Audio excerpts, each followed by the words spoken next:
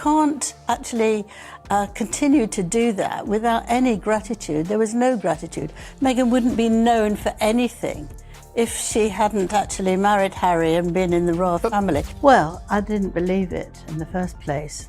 I thought, why would he suddenly be all cosy and nice and want to come? And why on earth would Meghan speak to King Charles if she hates the monarchy so much?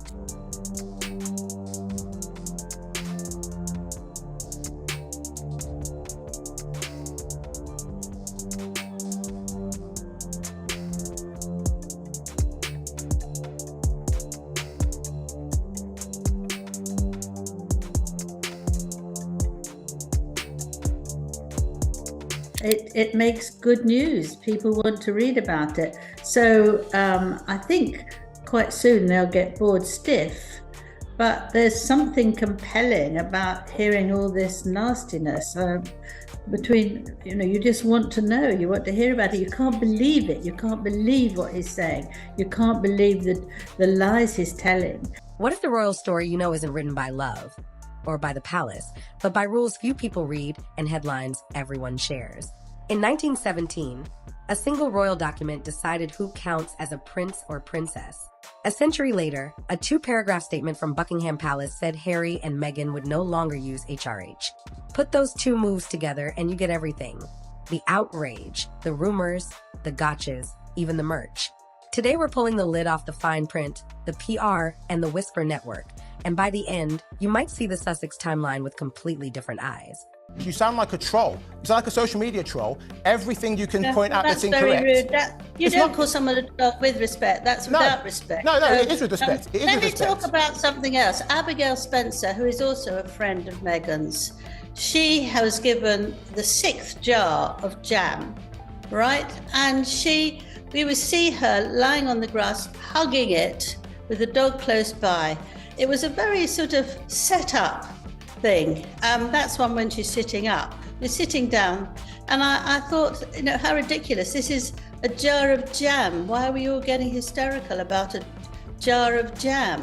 Who's hysterical about it? It's PR. She's trying to sell something. This is called advertising. I know what PR is. I know what PR is. Well, with respect, clearly you don't. You're saying it's so set up. It's a PR stunt. You're here to fight me, so why don't you say goodbye? I'm not here to fight you. I'm just laying out the truth to you. You're very rude. No, Angela, you don't want to be challenged. Really. Before we dive in, hit like and subscribe so you don't miss the next chapter. We keep it fast, factual, and drama-proof. Comment Team Brand or Team Crown, and I'll feature smart takes in the next video.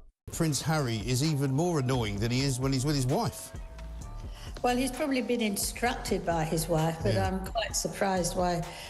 Well, I am and I'm not, actually, why she didn't come over, because it's obviously stressful. Yeah. He's obviously unable to cope with questions, or he has not done his research properly and he's sitting for an exam type of thing. Yes. You suddenly realise, help, I haven't looked up anything. And you would think that she would want to be there to support him, not come into the court, of course, but actually be there with him. But as we've seen recently, she disappears and lets him... well, he doesn't cope, but just let him go through it on his own. She didn't come for the coronation, where he was here for about 5 minutes. Yeah. He's come here again this time, basically to... His Royal Highness. Royal romances feel simple. Protocol isn't. In January 2020, the palace spelled out the deal. Harry and Meghan would step back as working royals and stop using HRH. Titles weren't erased. Public-facing styles just went into storage. That's the detail most people miss. It didn't break the bond between a couple and a crown. It rewired the interface. And to, get rid of them so they could come and present a more woke, upward market couple. I think it was either a ploy set up so they can be nice and then whack them a week or so later. There are people who do that.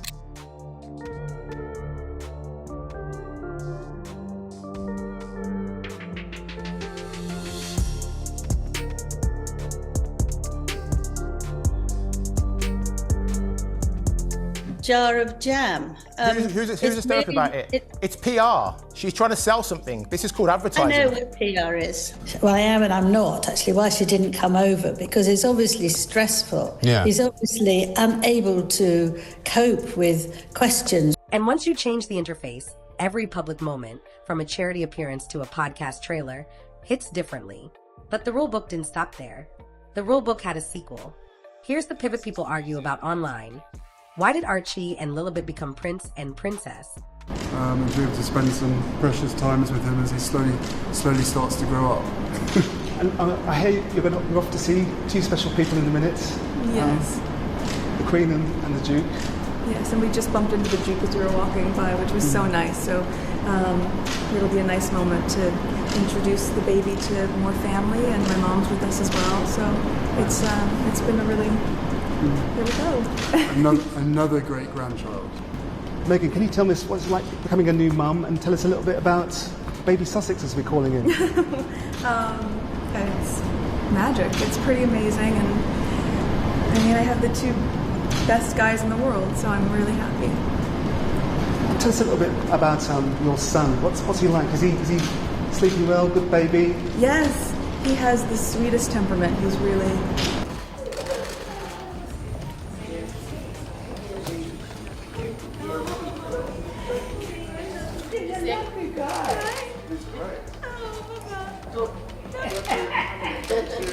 They're showing love. You have to do these things for the cameras, you know.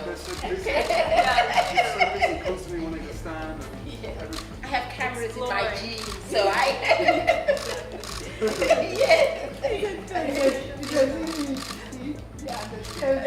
I know. An old soul.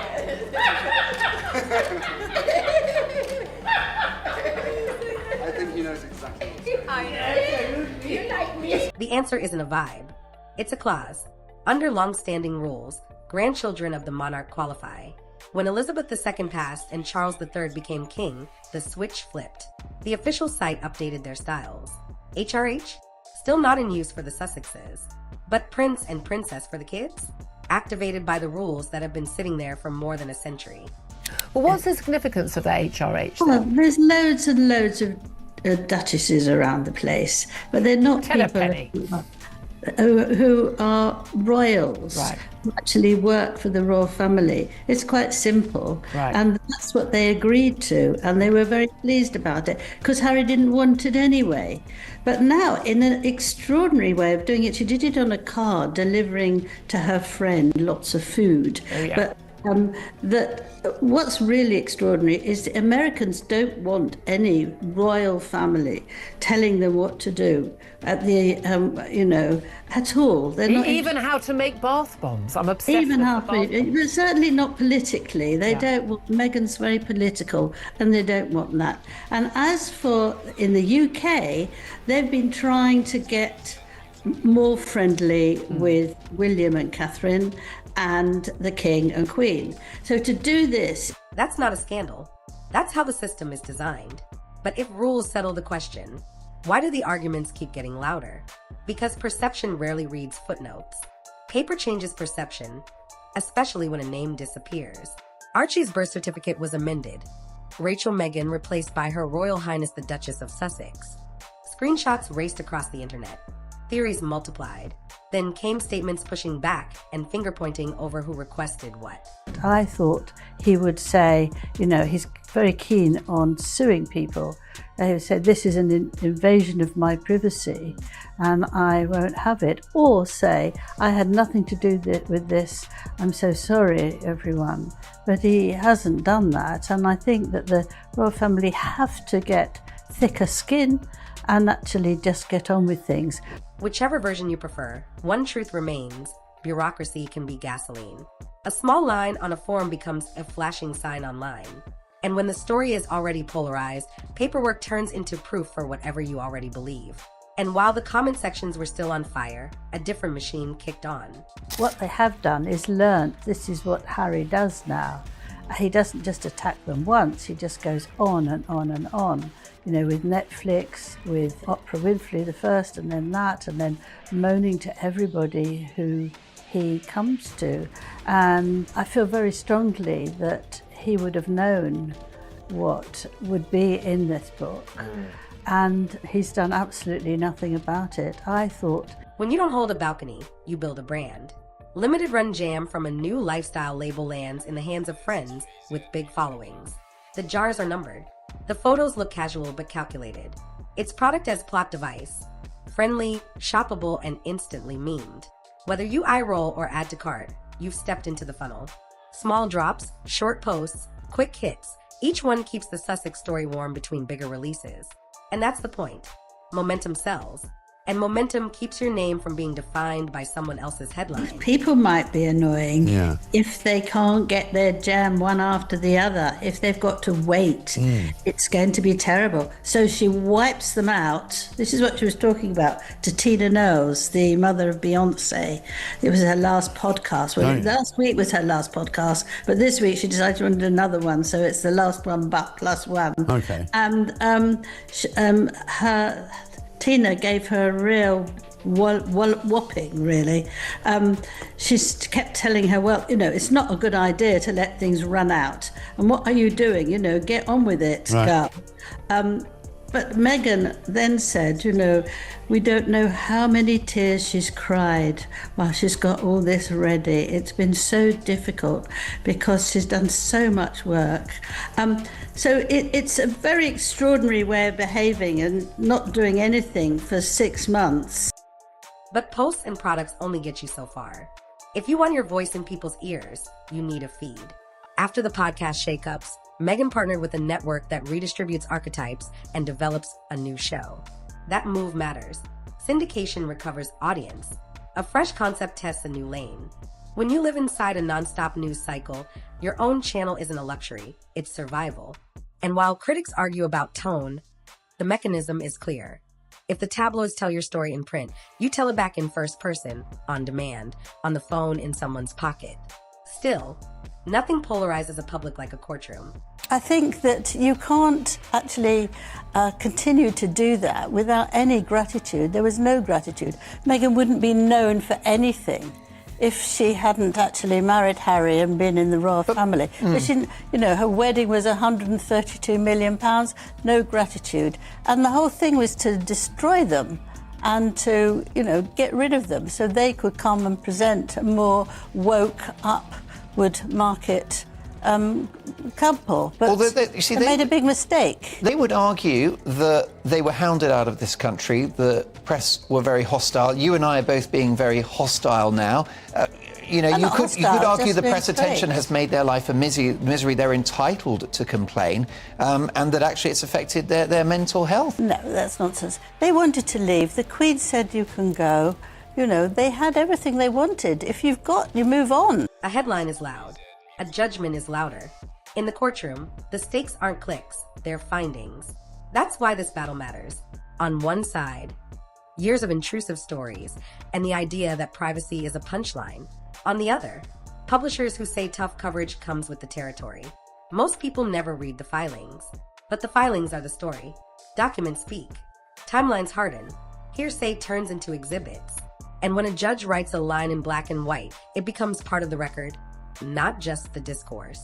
The rhythm is different, too. Media cycles sprint. Litigation crawls. That crawl is strategic. Each phase pries open another door. Disclosure, testimony, cross-examination. Every step delivers a new drip of detail that can't be hand-waved away with a snappy post. That's why even a partial win lands like a drumbeat. It validates a grievance, sets a precedent, and dares the next outlet to roll the dice.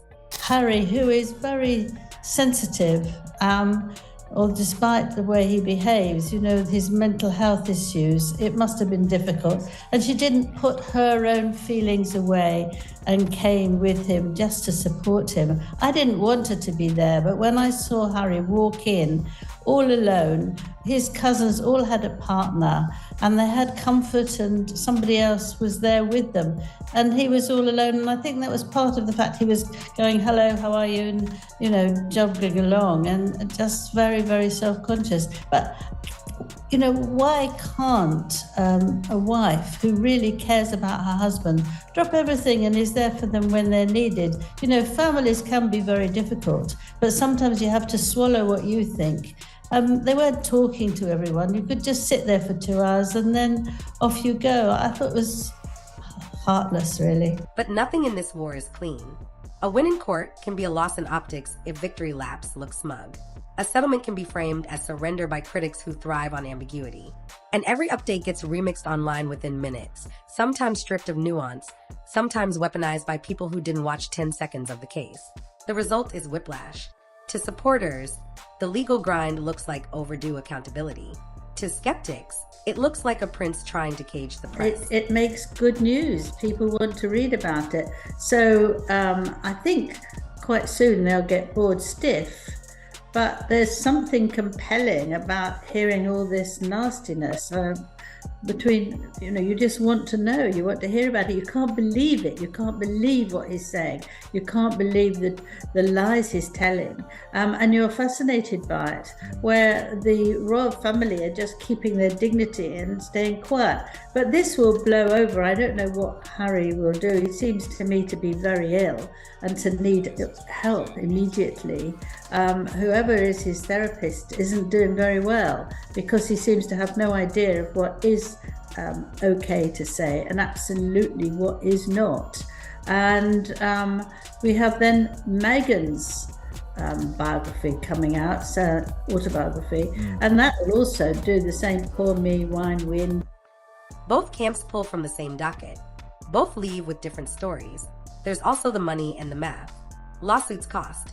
So do reputations. The longer the cases run, the more the couple must justify the crusade as principle, not performance. That narrative is powerful if it holds. We went to court because nothing else worked. If even one judge agrees on key facts, the message turns from opinion into architecture. Opinions wobble. Architecture stands. And here's the hidden lever. The courtroom is the only arena where the couple isn't outgunned by louder megaphones.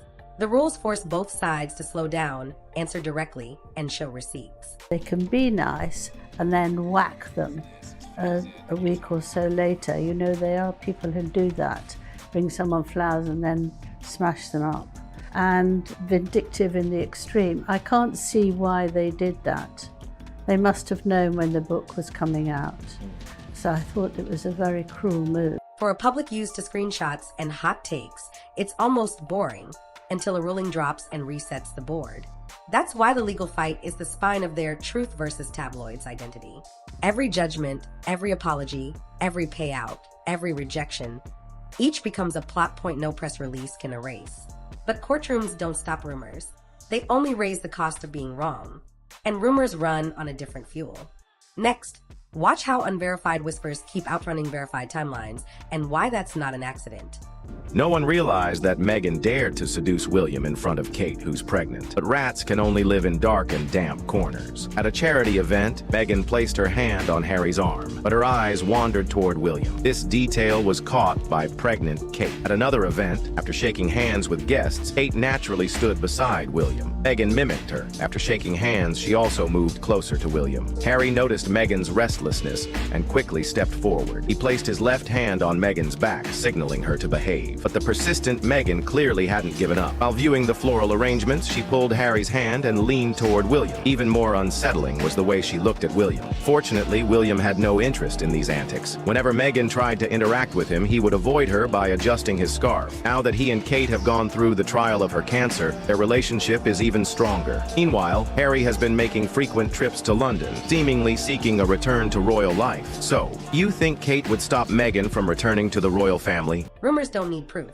They need momentum. The best ones are built like cliffhangers, a suggestive detail, a borrowed authority, a promise that insiders already know. Add a grainy clip, a confident voiceover, and a caption that tells you how to feel before you think. That's the formula. You've seen it 1,000 times. 3 tricks keep these stories sticky. First, proximity, name-dropping staffers, aides, a friend of a friend, so the claim feels one handshake away from truth. Second, patterning, stitching unrelated moments into a narrative arc. A glance becomes intent, a seating chart becomes strategy, a timeline gets massaged until coincidence looks like conspiracy. Third, outrage bait, an emotional hook that dares you to pick a side in 10 seconds or less. If you're angry, you won't check the receipts. You'll share. And the cost of playing this game is real. Deny too fast and you amplify it. Deny too slow and silence reads like admission.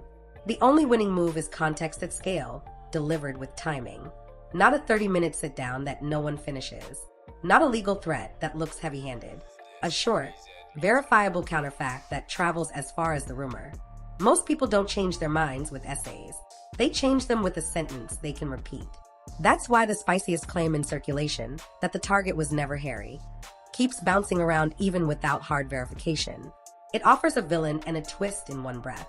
It also collapses if you insist on receipts, names, dates, contemporaneous records. Without those, it's opinion wearing a crown. Smart viewers know the difference. Smarter creators respect them enough to say it plainly, unverified. That one word builds trust with the audience you actually want.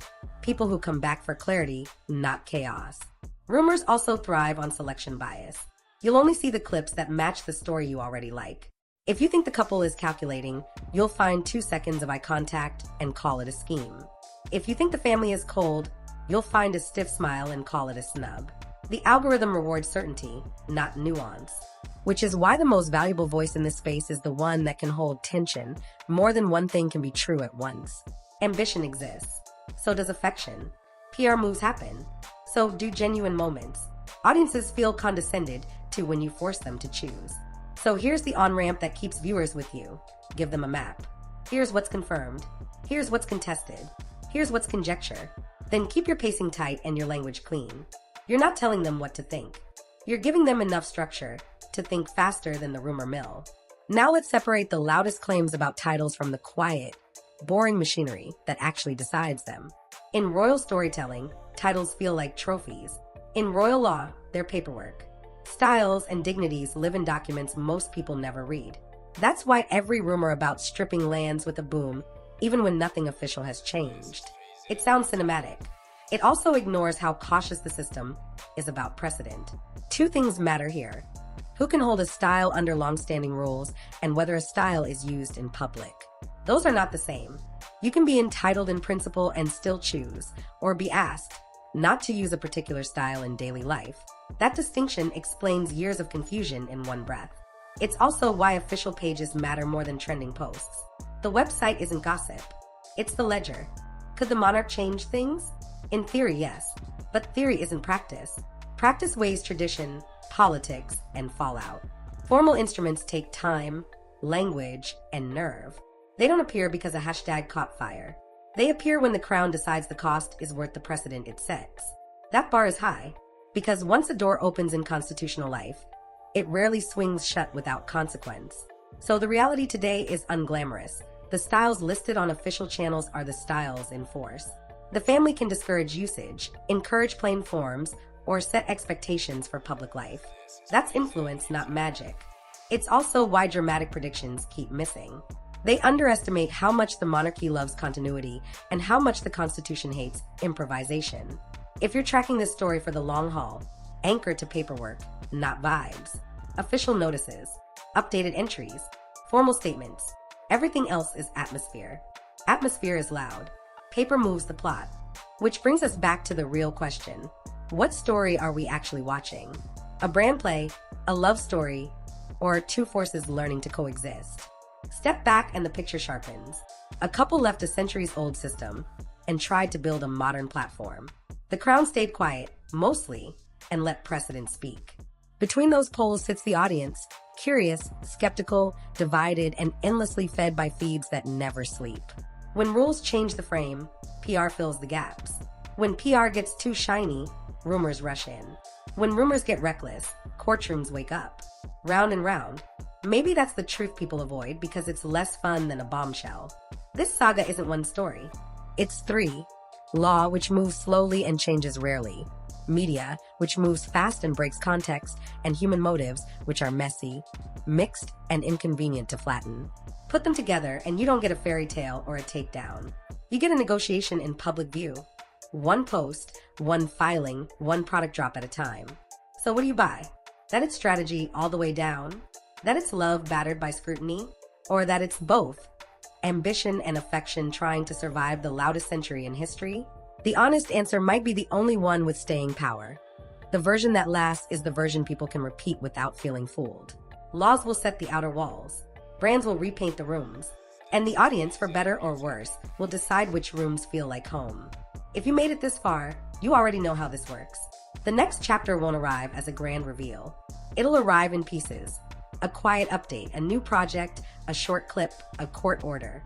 We'll pull the thread when it lands. Until then, remember the simple rule that cuts through the noise.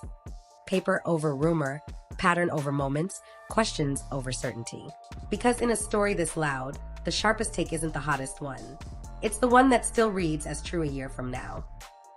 Who do you think's gonna be the next person in the limelight? Don't forget to like, share, and subscribe to get the latest celebrity news and updates. I'll see y'all on the next one.